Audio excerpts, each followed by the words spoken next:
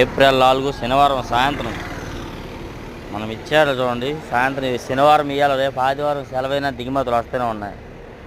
అలాగే మళ్ళీ వాతావరణం కూడా మారింది. మనం ఇచ్చేట్లు అయితే వర్షాలు పడే అవకాశం ఉందేమో అన్నట్టుగా గాలిలో అయితే వేస్తున్నాయి పరిస్థితులు. మళ్ళీ రేపు వారంలో సెలవులు, రేపు వారం అంతా యాడ్ ఉంది, మళ్ళీ తర్వాత సెలవులు అనమాట.